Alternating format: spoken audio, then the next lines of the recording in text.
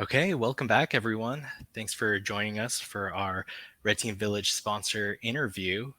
And with us, I have a very special guest from one of our sponsors, Meta, named Paul. Paul, I guess we'll just start it off. Who are you and what do you do? Yeah, so Paul Davlar here. I am the program manager for the Metabug Brownie program. Really, what that means, I'm accountable for ensuring the effectiveness of the program and owning the strategy for the program. Very cool. And again, just wanted to note how privileged we are. Thankful for Meta's support, and I know you guys will add a lot to the experience for our audience. Uh, and moving forward, why does your company believe red team operations are important? So, so I think Red Team does a few things, right? I think one, it helps with validation of like internal controls or internal security, but I think it also is an opportunity to discover like the unknowns, right? Like so turning unknowns into knowns, right? And Right. it also provides the opportunity sometimes maybe the place where you can be a little bit more risque. Maybe try try a few things and think outside of like the box. Want to see how likely is this or what is the company at risk for. And so Yeah. therefore, it's super important tool in if you think like security as a toolbox in your toolbox, right? Where you have like you do a lot of the preventative stuff in the very beginning and you want to do that as early in the process as possible because that decreases your security like your cost. It makes it more effective, X, Y, and Z. But at the end of the day, I think what the red team does is really challenge some of the like the assumptions, maybe challenge some of the technologies or tools built to detect security potential weaknesses or so. So for us, it's super important and it's something we're super vested in supporting. Awesome. And yeah, we definitely see a lot of the support in the community. Moving along, with the advent of AI, ease of access, ease of use, how do you see it affecting the industry? Yeah, so I'm gonna stay away from like all the other like what AI can do and whether it's good or bad Perfect. or whatever it is. Okay. I mean, like specifically for us or in the context of security, I do see it as probably being more beneficial than anything else. So one, I think is the when I think about AI or instead it's like if you think about the really good professor like you had in school, or maybe like the good advisor or a mentor and someone that's just a life that's coming alongside to assist you, right? Maybe understanding like a problem, understanding the space, think about it as we get new researchers in the space or as folks interested in security. I think what AI can do is really accelerate their learning or their understanding of a space, right? And then Okay. therefore to say, okay, well, now I understand the space, maybe I have context, this can help for the day. And then as they pursue their goals or as they get say bringing it back to a bug bounty perspective, right, they start hunting, maybe it helps them to write better scripts or at least start the script and allowing them to tweak, right? So I see it more as an assistant and Microsoft calls it a co-pilot or Yeah. like whatnot, but I definitely see that as being beneficial. And we're already seeing researchers leveraging AI and talking about AI in their security research and how and kind of using it as a tool. I think naively, individuals might look to AI to say, "Oh well, find this bug for me."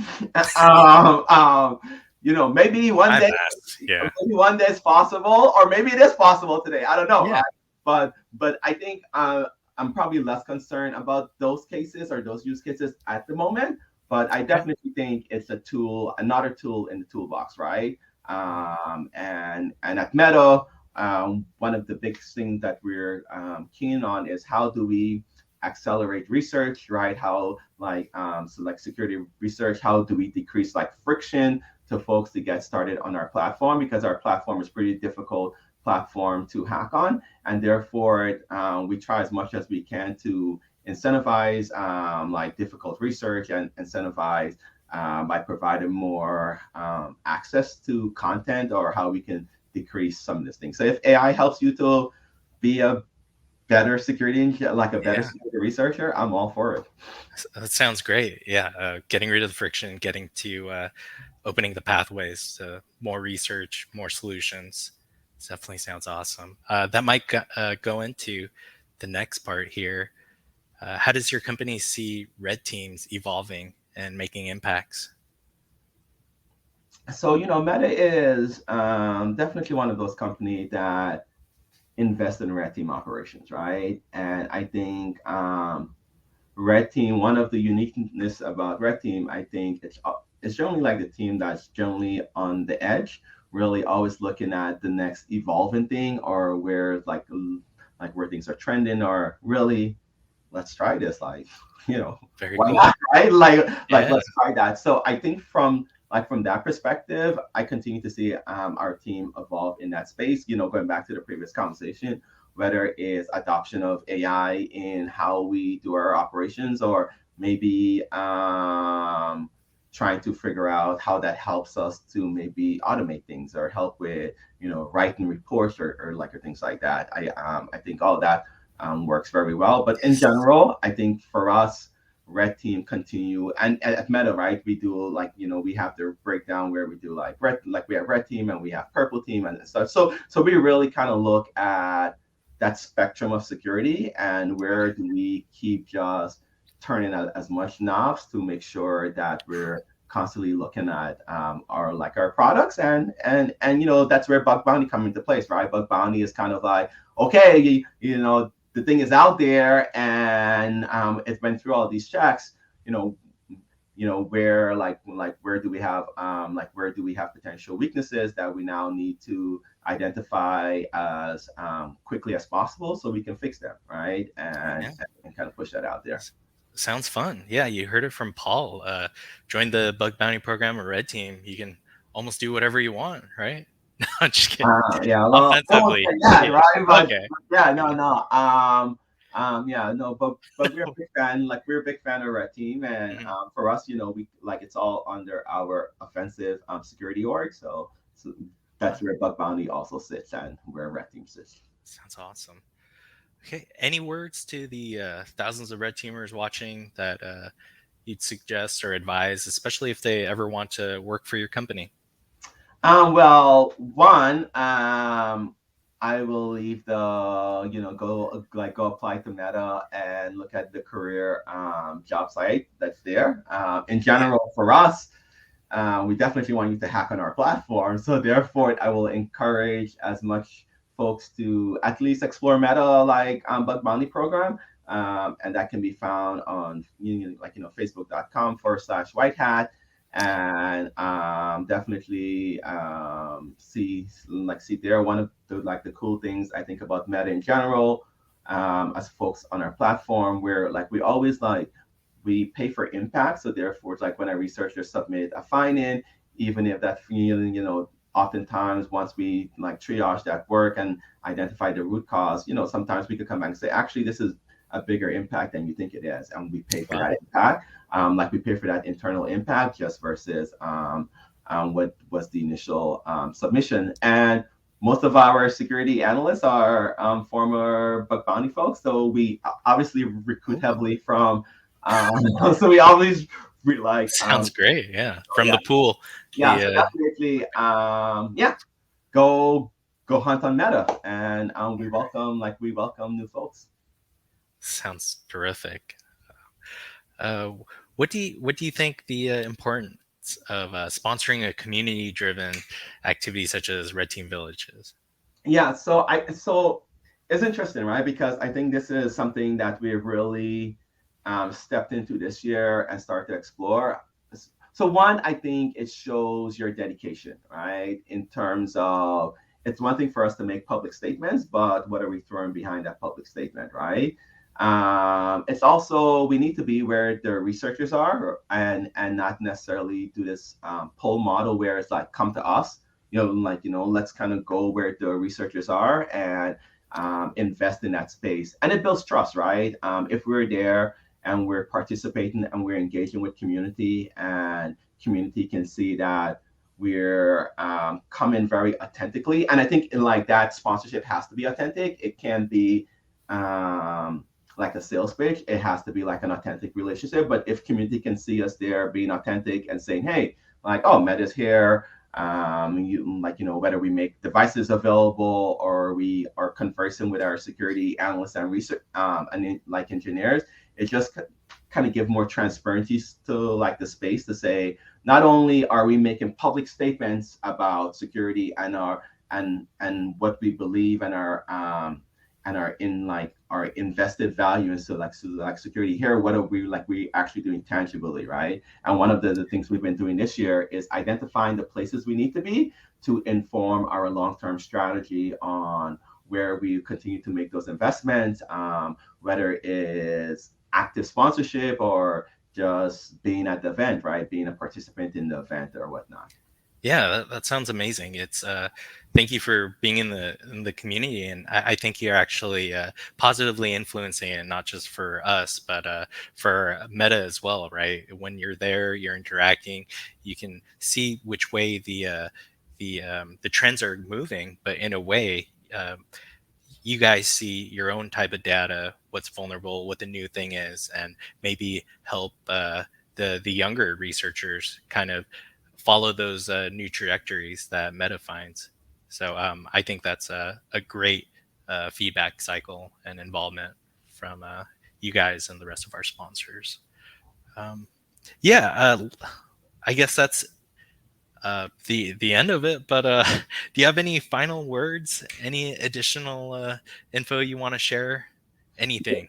Yeah, for us at Meta and on the Bug Bounty program, one of the things we also do as part of that engagement in community is that we partner a lot or and we continue to work on our partnership. So for us, like, we partner with Google, right? As more like if you think about a Quest device, it's like a Android phone, right? Or us using like Qualcomm, and so we partner with Qualcomm, like as we use Qualcomm chips and so.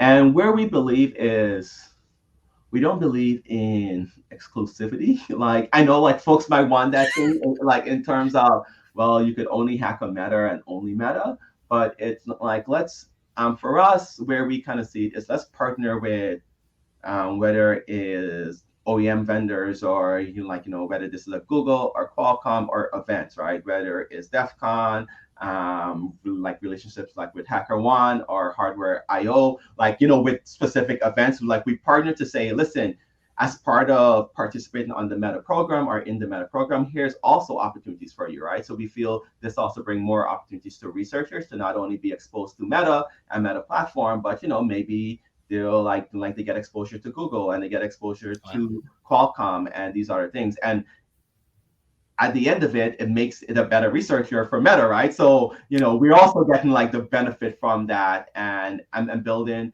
just better relationships across the board. So that's also one thing like we're super keen on is strong partnership across both from a vendor like a Google, Qualcomm, but also like from a event and just regular industry partnership. So that's something we're very passionate about, and we like to expose our researchers to those really like relationships. So we host happy hours or we put on our big event annually, which is like we call it Bounty. We used to call it BountyCon. It's now called Bug Bounty Researcher Conference, and the we did like we had it this year. It was a few weeks ago, and it was in South Korea.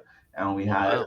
about 60 65 researchers showed up, and we paid out about $400,000 at the event. So yeah, it's definitely something for us to it's something we continue to be passionate about, and we continue to be passionate about engagement in the researcher community. Sounds great. I guess we'll all see you there next year again. Or I think you said it's in Japan. Or um yeah, just kidding. I mean Japan is an option. No, Yeah. Japan is an option, right? So All right. yeah, definitely. Yeah. No. Thank you for just joining us again and reiterating the big uh, ecosystem, the community that you guys are helping facilitate and collaborating with the different partners and vendors. So uh, again, thank you very much, Paul. It was great to have you, and hope to see you there during the live event.